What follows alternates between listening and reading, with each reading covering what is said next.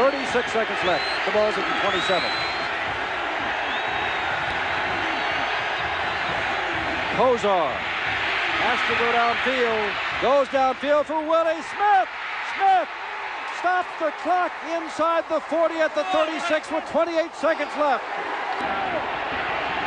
Kosar, no rush, got time, has a man. Eddie Brown stopped the clock. Florida's going to blitz. Kosar, they pick up the blitz, get the ball out to Oliver. He's out of bounds. He's going to go in the end zone, and back there in the end zone is Eddie Brown. The Miami Hurricane football dynasty, the U. When you talk about iconic football programs in college football, you talk about Notre Dame, Alabama, Ohio State, Michigan, USC, Oklahoma, and the University of Miami. The Canes have produced 11 Hall of Famers, NFL Hall of Famers. And when you go back and look at that amazing 2001 team, which many people think is the greatest college football team ever assembled, they had 16 players off of that team that went in the first round of the NFL draft. Now, I want you to think about that for a second. You've got 11 starters on defense and 11 on offense for a 22-man starting roster. That team had 16 guys taken in the first round of the draft, which means almost their entire starting lineup, offensively and defensively, went in the first round. That is truly incredible. But it wasn't always that way. Did the Cane dynasty start in 1983? And did quarterback Bernie Kosar light the match on that stick of dynamite that became the dynasty down in Coral Gables, Florida? This is QB Unfiltered Flashback, quarterback Bernie Kosar.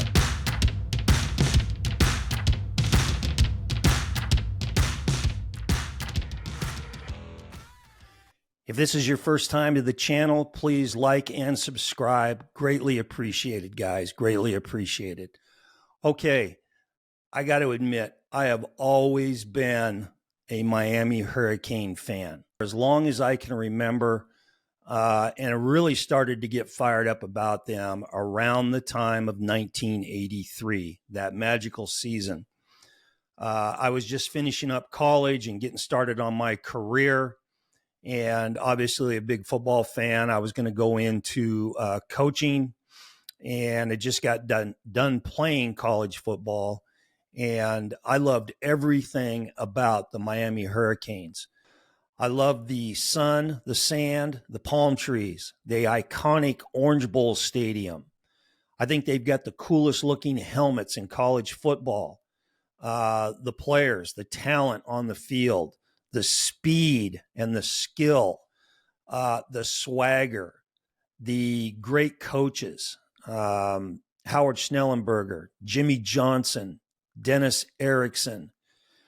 You know, they say that Miami Hurricanes is QB University, but I think you can make a really strong argument for them being D-line university and running back university, and quite possibly DB and receiver university. I mean, the guys that they have pumped out at those positions in the last 40-some years is truly amazing. Okay, so 1983, I really started to pay attention to those guys, and they were really unique in what they did.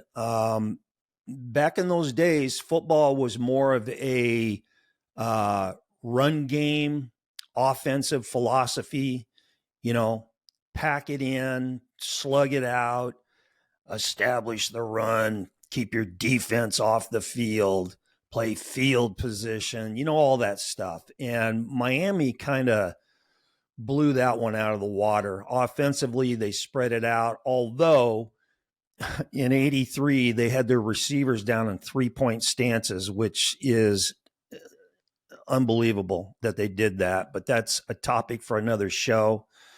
But they threw the ball, and they believed in throwing the ball. They used a NFL passing attack, a lot of downfield throws, a lot of vertical throws, and just really fun to watch. But there was something that was really different about them. And I'm going to start, this is about Bernie Kosar, but I want to talk about Schnellenberger here for a second. He was different from every other college football coach. I mean, the dude was on the sideline in games in a suit and tie. A suit and tie. He had this big walrus mustache going, and he smoked a pipe. All right. And that was different. And you got to give him his props because he's the guy that really set this whole Kane dynasty thing in motion with his recruiting philosophy. I've seen him do a couple of interviews where he said when he first got the head job there, he said, we're going to throw a net around South Florida, and we don't have to go anywhere further than 50 miles in any direction from our campus here. And we've got the best players in the country right here. So we're going to focus on recruiting South Florida. And that's what he proceeded to do.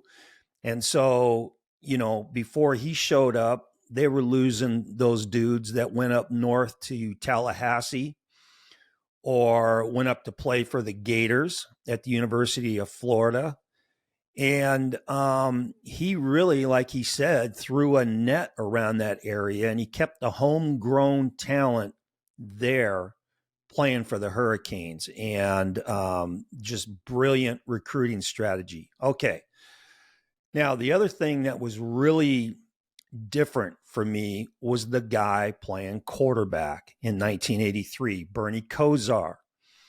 And what jumped out at me about him, first and foremost, the dude wore number 20. Now, I played quarterback. You couldn't pay me $1 million when I played to wear a 20 number playing quarterback.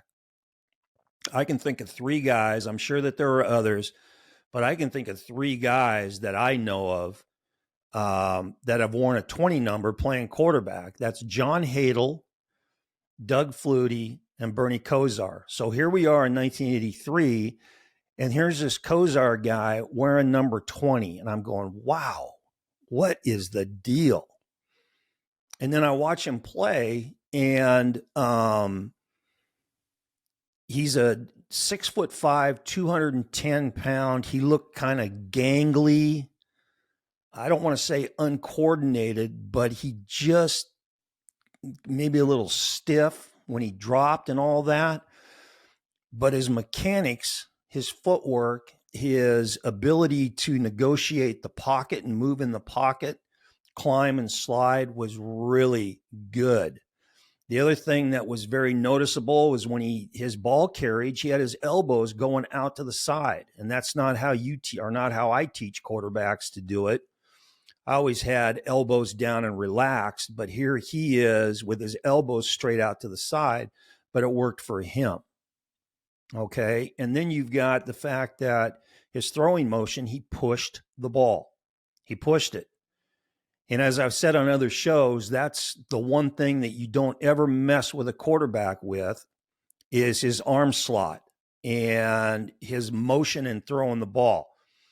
Okay, you can correct all the crap that makes him get the ball out of his hand late. If he's dropping the ball and then having to push it way back up again, or he's got a big, long, loopy delivery, but you don't mess with a guy's arm slot. And while he wasn't as pronounced as Phillip Rivers, who shot-putted the ball, he pushed it and he delivered it from a low position, but he got the ball out of his hand on time and he was accurate as hell. And so here we go in 83. We've got this coach who's different. We've got this quarterback who's different looking, wearing number 20. And we got these guys around him on the field, his teammates, who have tremendous talent and a whole bunch of swagger. to go with it. Okay, so getting back to Bernie Kosar, then the last thing that was really apparent to me watching him was he made great decisions on the field and he completed balls, you know. And I did a lot more research on him around this time. And I found out that he was really, still is, when he played for the Canes, really, really smart, an intelligent guy. And as it plays out, it took him 3 years to get 2 degrees from Miami. He was a double major, one in finance and one in economics. But it took him 3 years to graduate, which is pretty amazing, especially for a Division I athlete. But that makes sense now. You know, he was able to pre-snap process defenses and coverages, and then after the snap, dissect those guys and get the ball to the open receiver and get it to him right away and make the right decision, you know. And so this is all coming from a guy who was a redshirt freshman. He was young. When they started him in 1983, he was a redshirt freshman, his second year in college. And then the last thing about Kosar that was kind of intriguing to me, he was not out of central casting. Okay. You're talking South Florida, Miami, South Beach, you know, Miami Vice, and their starting quarterback is this dude from Ohio. But the guy could play, and Schnellenberger knew that, realized that, and Bernie Kosar, like I said, he was the guy that started the whole freaking dynasty for the University of Miami. Okay, so let's look at Kosar's Miami career. So in 1982, he comes in as a true freshman and he redshirts. Now, I want you to look at this picture right here. This is their quarterback room in 1982. This is one of the more amazing photos I've seen. The quarterbacks in this picture, Bernie Kosar, Jim Kelly, Vinny Testaverde, and the other little dude there is Mark Richt. Now, Mark Richt went on to become the OC for Bobby Bowden at Florida State, and then eventually the head coach for the University of Georgia Bulldogs. So you got all those guys in the same quarterback room in 1982 at Miami. Now, Kelly was the starter, and Kosar shirted that year. And then 1983, his second year in the program, they turned the keys or gave the keys to him, and they were off and running. In 1983, Jim Kelly's off to the USFL, and Kosar leads the Canes to an 11-1 regular season record. And they play the University of Nebraska Cornhuskers in the Orange Bowl for what is going to be the national championship. And it was a classic game, iconic game. Kosar threw for 300 yards, and Miami won it 31-30 and was named the 1983 national champions. Now, I watched every snap of that game, and I was amazed at the poise that this redshirt freshman quarterback was showing in this game. Nebraska had some dudes now, and Miami was kind of this upstart program, although anybody that knows, you know, football, they didn't really consider them to be upstart. They had some guys. I mean, this was a hell of a game. And young Kosar stepped up to the plate and made big play after big play. And it became apparent to me that this is a guy that's got it figured out, that he knows what's going on before the ball snapped, processing defenses and coverages, and he knows how to dissect the coverages when the ball is snapped. So it was those factors plus his accuracy in throwing the ball that really made him a cool and calm assassin and it made the Miami Hurricanes a really dangerous offense. So 1984 now rolls around, and this is going to be Bernie Kosar's last year for the U. And it wasn't as dominant a year as the season before, but he still put up big numbers. He threw for over 3,600 yards and finished fourth in the Heisman Trophy that year. The thing that jumps out about that season is Kosar was involved in two of the most iconic games in college football history. The first one was their game against Maryland, the Terrapins, and Miami was up in the first half 31-0. And Frank Reich, the quarterback for Maryland, led them to this great comeback in the second half. And the Terps pulled out a 42-40 win, which at the time was the biggest comeback in college football history. Okay, but the most amazing game and memorable game from that year was when Boston College came in to play Miami in Miami.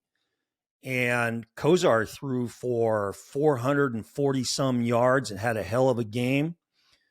But everybody remembers that game for the last play where Doug Flutie pulled off, which might be the most memorable, iconic play in college football history, the Hail Mary vertical heave on the last play of the game to beat the Canes.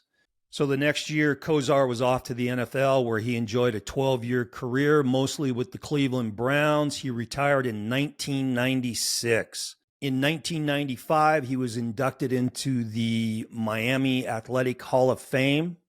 In 1998, he was elected to the GTE Academic All-American Hall of Fame. As I said, he was a hell of a student. And then in 1999, he was inducted into the Miami Hurricane Ring of Honor. So, it goes without saying, Bernie Kosar is a legend in Coral Gables, Florida. Okay, so the Hurricanes have won 5 national championships, but the 1983 team, they won the first. And Bernie Kosar was the man that led them in that game and set the tone for Hurricane football for years to come. Okay, so if you like my insight into playing the absolute most difficult position in all of sports, the quarterback position, please subscribe to the channel QB Unfiltered. Thank you very much for doing that. Okay, drop me a comment down below. Let me know what you think of Bernie Kosar and his career at the University of Miami, and also your thoughts on where Miami stacks with the all-time iconic college football programs in the country. Okay, this is QB Unfiltered, and remember, always throw the ball short to guys who can score. See ya.